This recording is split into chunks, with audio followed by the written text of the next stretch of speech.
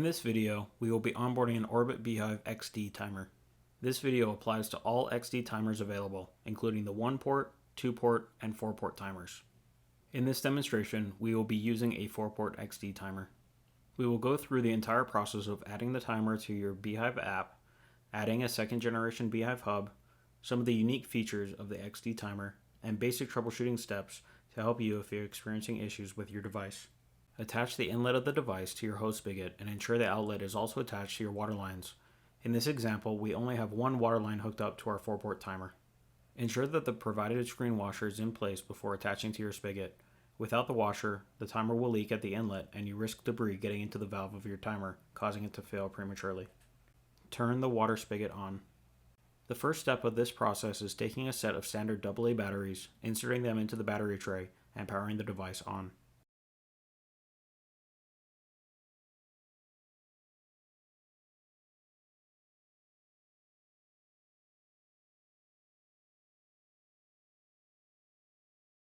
If you have not already done so, you will want to download the free B-hyve app from either the Apple App Store or the Google Play Store and create a B-hyve account.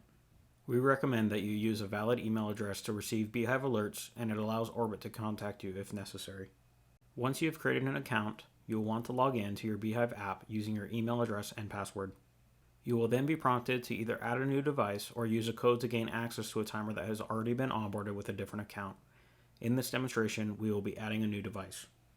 If you have previously logged into your app and are reopening it and currently don't have any devices on your account, the app will launch to the Home tab with an option to add a timer. If your account currently has devices added to it and you're adding more, this can be done by going to the My B-hyve tab at the bottom right corner, then selecting Devices and pressing the plus icon on the bottom right. In this example, we will continue by selecting This is a new device. You will now want to select the device that you want to add. This is a B-hyve XD timer, so we will select that option. If you have not powered your timer on yet, you will need to do that before moving forward. Once the timer is powered on, you'll want to check that there is a flashing Bluetooth symbol on the top of the LCD screen. This means that your timer is in Bluetooth pairing mode and is ready to connect. If your timer is not showing a flashing Bluetooth symbol, please see the troubleshooting section of this video. With your device powered on and in pairing mode, you are ready to move forward. The B-hyve app will now scan for Bluetooth devices looking to connect. The timer is connected over Bluetooth, so you need to remain close to your timer throughout the onboarding process. You will now verify that the MAC address found by the app matches the MAC address on your timer.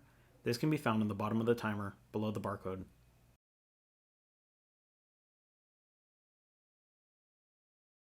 If the MAC address is correct, press This matches my device. If the MAC address is not correct, press This is not my device, and the app will rescan for devices. The app is now connected to your device with Bluetooth. You will receive a confirmation message that connection was successful. Next, you will give your device a new name. You can also take a picture of your device or choose a photo from your photo library. This is especially helpful if you have multiple devices on your account.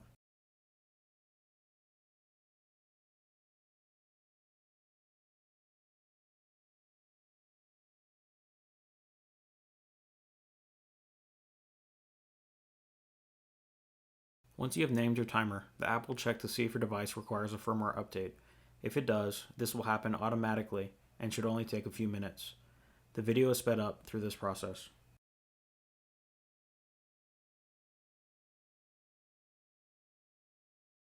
Once the firmware installation has completed, your timer will reboot and reconnect Bluetooth. It will now be running on the latest firmware.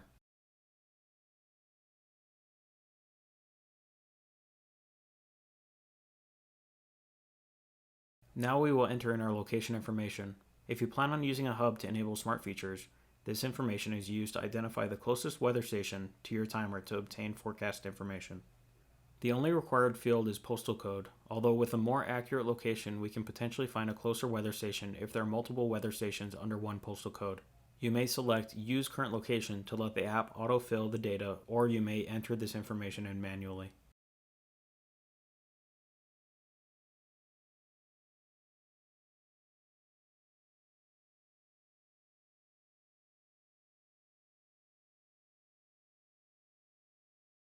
Next, you will test each zone of your timer. On this screen, you will have the option to add an image of your zone as well as test the zone to confirm it is watering as expected. Before pressing the test button, ensure the water spigot is turned on and that port 1 of the timer is attached to the zone you will be watering. Press the test button. The timer should begin watering after a few seconds. The entire watering cycle is approximately 30 seconds.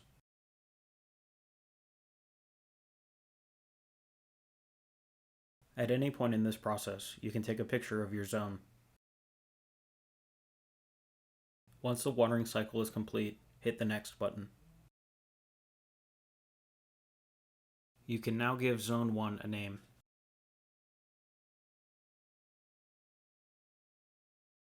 You will then repeat this process for the additional ports of the timer.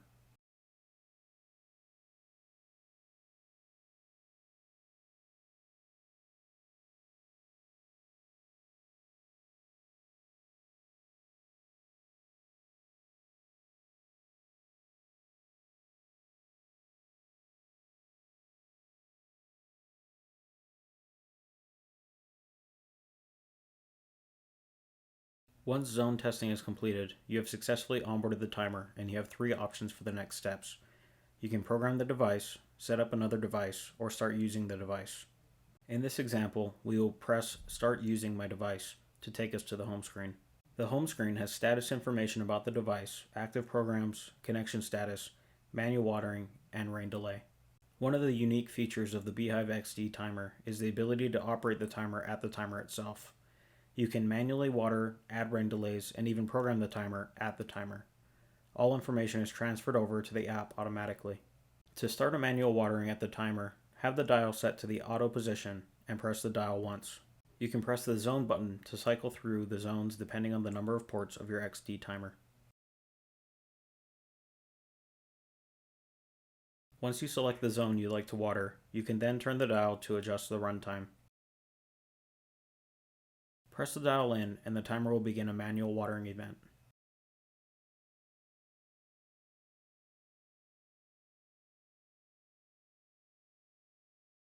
Press the dial again and the watering will stop.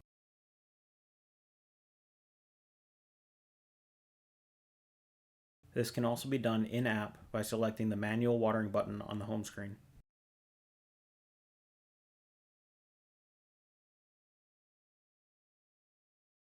Now that we have successfully onboarded an Orbit B-hyve XD timer, let's onboard an Orbit B-hyve second generation hub. It is important to note that you must use a second generation hub with your XD timer. If you have a first generation hub, it is not compatible with the XD timer. Please also note that if you do not add a hub on your account, the timer is Bluetooth only. This means you must be within range of the timer's Bluetooth signal in order to control the device. Adding a hub enables remote access from anywhere in the world as long as you have internet access at your phone. It also enables smart features including auto weather delays and smart watering. Lastly, adding a hub enables full access to watering history. Let's begin adding the hub. Navigate to the My B-hyve tab on the bottom right of the app, select Devices, and then the plus button on the bottom right corner. You will then be prompted to either add a new device or use a code to gain access to a device that has already been onboarded with a different account. In this demonstration, we will be adding a new device. We will now want to select the device that we are trying to add. This is a hub, so we'll select that option. Prior to powering your device on, it is important to note the MAC address on your Gen 2 hub. The MAC address is located on the back of the hub, shown here.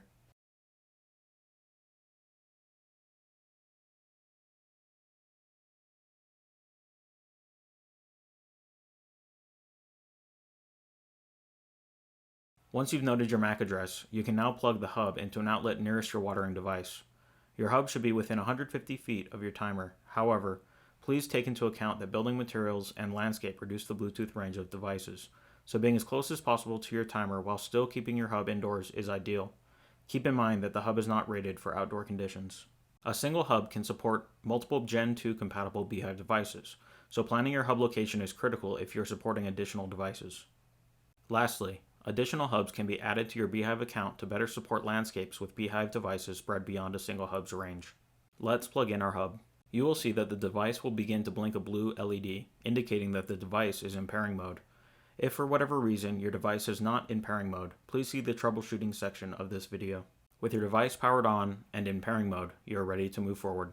The B-hyve app will now scan for Bluetooth devices looking to connect. The hub is connected over Bluetooth, so you need to remain close to your hub throughout the onboarding process. You will now verify that the MAC address found by the app matches the MAC address on your hub, which can be found on the back of the hub, also which we noted on a previous step. If the MAC address is correct, press "This matches my device." If the MAC address is incorrect, press "This is not my device," and the app will rescan for devices.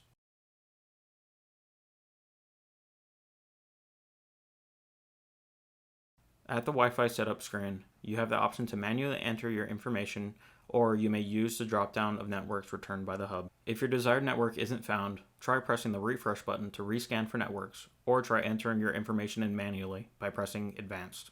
You'll want to ensure that your hub has a strong Wi-Fi signal. This can be checked by looking at the list of networks in the drop-down list.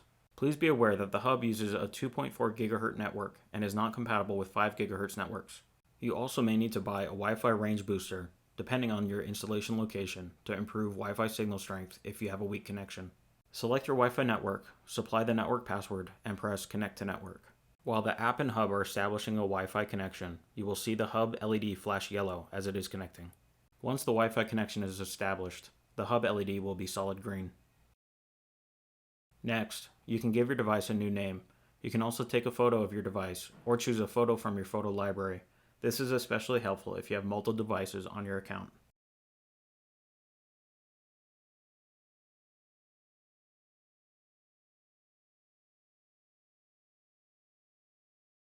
Once you have named your hub, the app will check to see if your device requires a firmware update.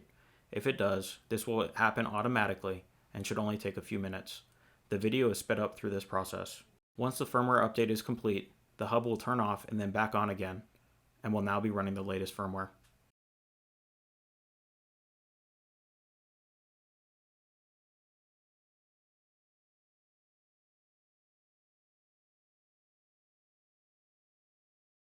Now we will enter in our location information. This information is used to identify the closest weather station to your hub to obtain forecast information for smart features. The only required field is postal code, although with a more accurate location we could potentially find a closer weather station if there are multiple weather stations under one postal code. You may select Use Current Location to let the app autofill the data, or you may enter this information in manually.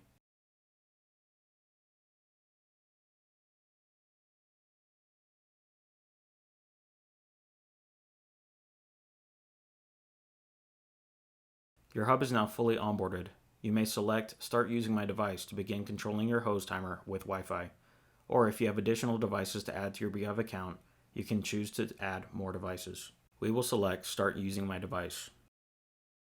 You'll be taken to the home screen, where you will notice that your timer is now connected to Wi-Fi, indicated by the Wi-Fi icon on the top left corner of the screen. In separate videos, we will review the app as a whole, exploring programming, smart watering, calendar, watering history, and many more great features offered by B-hyve. If you're having issues with your timer performance and need to factory reset your device, you'll want to follow these steps. Before you factory reset, please note that factory resetting your device will wipe all settings and history from the device. This should only be done as a final option. We will start by removing the device from your B-hyve account. To do this, navigate to My B-hyve in the app, select the device you'd like to reset, scroll to the bottom of the page and find Remove Device. You will be warned about removing the device. Accept, and the device will be removed from your account. Next, at the device, set the dial to off. Press and hold the dial until the screen displays all the LCD segments, then release the button.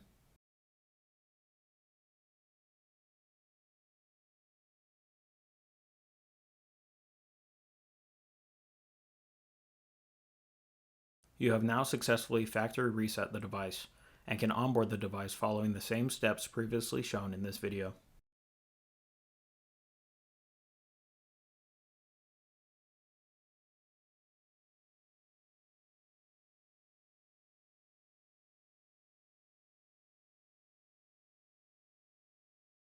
If you're having issues with your hub performance and need to factory reset your device, you'll want to follow these steps. Before you factory reset, please note that factory resetting your device will wipe all settings and history from the device. This should only be done as a final option. We will start by removing the device from your B-hyve account. To do this, navigate to My B-hyve in the app, select the device you'd like to reset, scroll to the bottom of the page and find Remove Device. You will be warned about removing the device. Accept, and the device will be removed from your account. Next, at the device, press the B-hyve B button 5 times rapidly. You should see the LED flash red repeatedly. You have now successfully factory reset the device and can onboard the device following the same steps previously shown in this video.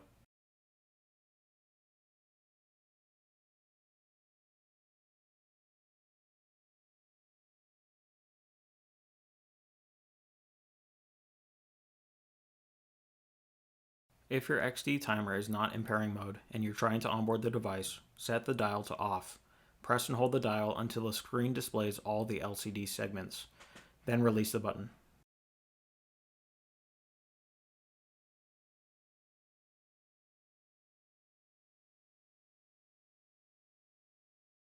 The device will power back on in pairing mode. You should see a blinking Bluetooth icon on the top of the screen. This indicates the device is ready for pairing. You can follow the B-hyve XD onboarding steps of this video to onboard your device.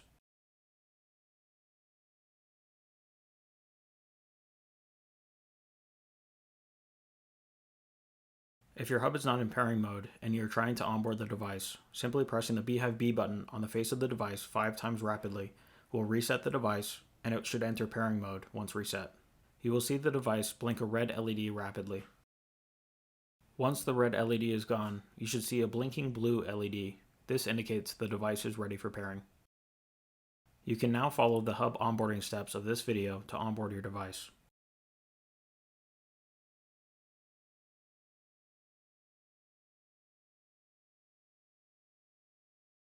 If your Wi-Fi is no longer connected, usually because of a change to your Wi-Fi network, you can update your Wi-Fi settings using the following steps. You will know your device is no longer connected to Wi-Fi because the app home screen will indicate it is disconnected.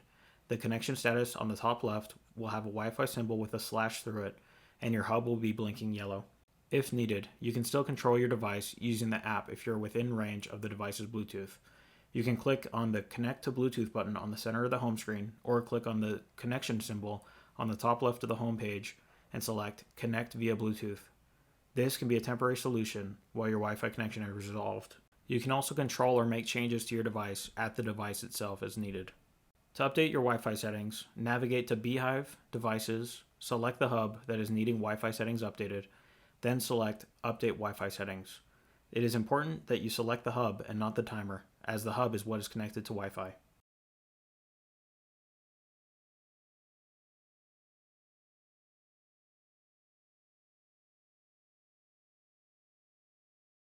Next, you will enter your updated network name and password. If you are unable to find a network in your dropdown, you can manually enter your network information under the advanced settings. Please note that the hub is only compatible with 2.4 GHz networks and is not compatible with 5 GHz networks. Once you have successfully updated your Wi-Fi settings, the hub LED will change to a solid green, and your app should reflect that you are now connected over Wi-Fi again by removing the slash over the Wi-Fi symbol on the home screen.